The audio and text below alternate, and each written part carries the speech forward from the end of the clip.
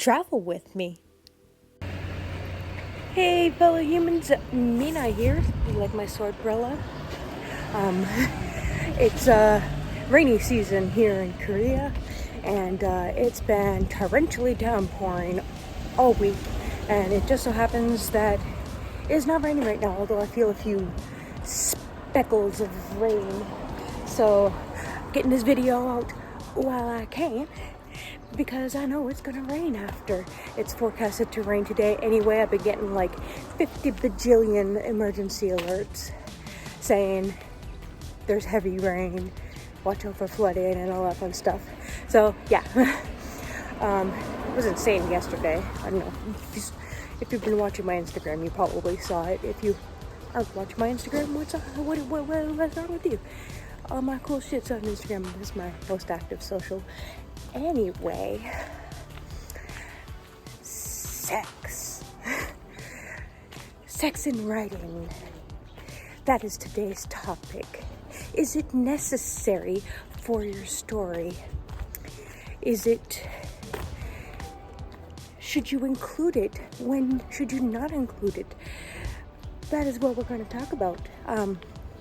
If you've read South, there is a little bit of sexy times, but it doesn't go into hardcore detail because it's not like an erotica or anything, and so it's just a little bit baby spice, a little bit of baby spice.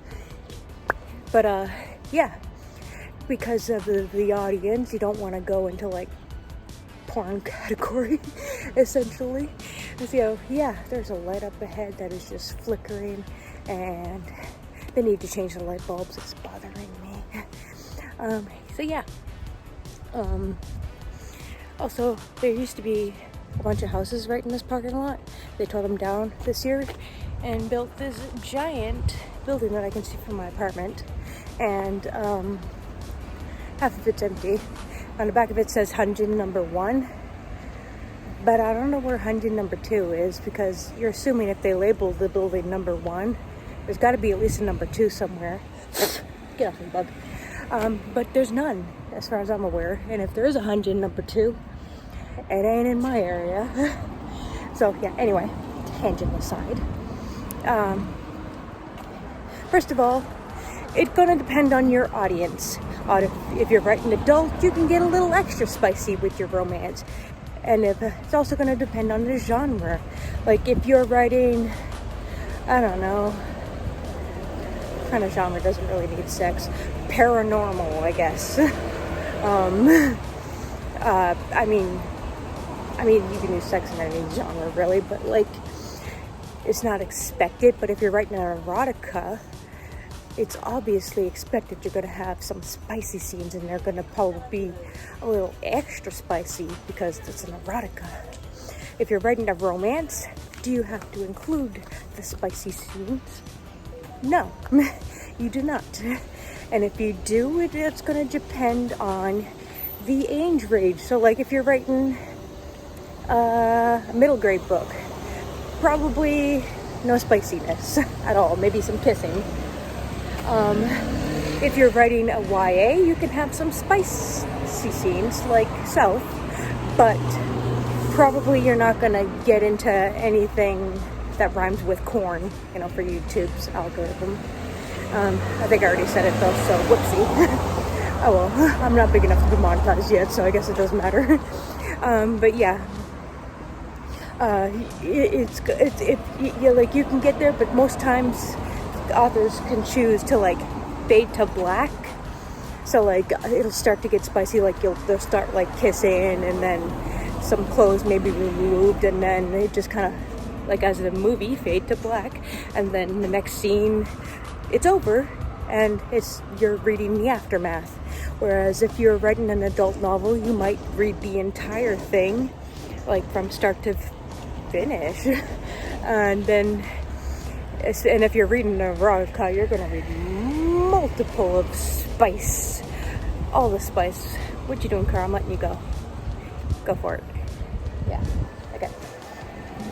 Fun fact, this 7-Eleven, when I first moved to Korea, it was a convenience store called GS25, and then a few years later it closed and reopened immediately as another one called Mini Stop.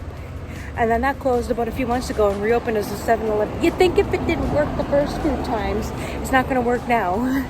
Although there's a high chance that the reason they closed and reopened as another brand is not because the location sucked or anything, but probably because the owner of the store just decided, I don't want to do this anymore, and sold it until the next person be like, I still want to do what you're doing, but I'm not going to be doing the same store. So that's my theory.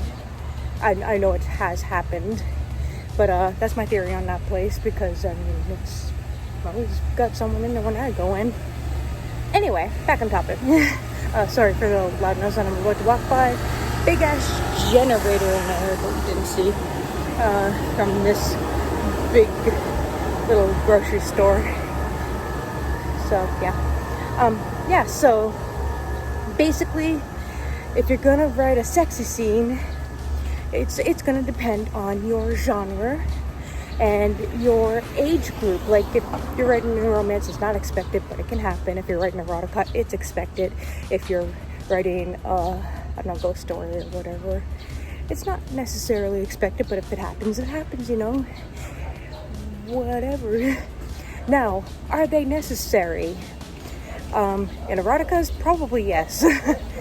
In romance, no, not necessary, especially if you're writing young adult. But if you do include one that is not an erotica, because I feel like if you're writing an erotica, that's like, you have to have the spice, you know. Otherwise it's just not an erotica. But this tiny if are they necessary?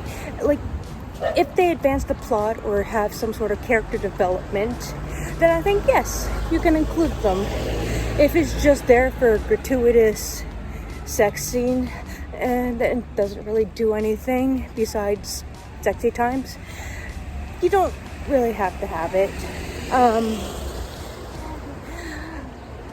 I'm debating, so I like the darkness of these trees. There's barely any sidewalk, but we're gonna walk down it anyway.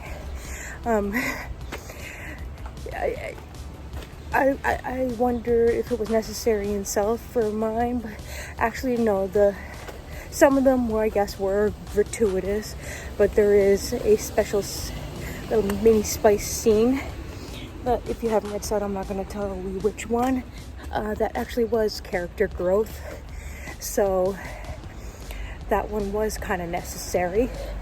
But yeah, but it all depends on your genre, your age group, and if it helps advance the plot or character growth or stuff like that. So yeah, how about you guys, my fellow humans? Do you enjoy reading spicy scenes? It's a guilty pleasure of mine. I just finished A Court of Thorns and Roses series, and it started off as spice, and that 5th book was just straight up porn. Still a great series. I enjoyed the spice, but I could have done without it and still enjoyed the story. But yeah, still a great series though. I quite enjoyed it. My friend was right to recommend it. I hear there's another book coming up, so I'm excited for that. I kind of hope for more Nesta. I hated her before, but now she's like my favorite character. Anyway, do you enjoy spicy scenes, my fellow humans? What's your level that you can't handle? I have a friend who just doesn't like any kind of, barely even likes kissing in books, so she just kind of skips until it's over. Are you like that? Are you like my friend? Or do you just gobble up all the spice? Let me know in the comments down below. And if you like this video, be sure to boop that subscribe button. Otherwise, I will lick you on the nose, and none of us want that. And speaking of noses, mine's itchy. But yeah, If you want to read a little bit of Baby Spice in some LGBT form, my debut LGBT plus novel, South, came out last year. You can get that bad boy in paperback, hardback, and ebook. Links are in the description down below. And if you do, I appreciate a review on Amazon and or Goodreads. It really helps an author out like a lot. Anywho, that's all I gotta say for now. If you want to keep hearing more about stuff, be sure to follow me on all your favorite socials. Links below. Stay safe and take care. Stay hydrated during this murder heat season. And bye.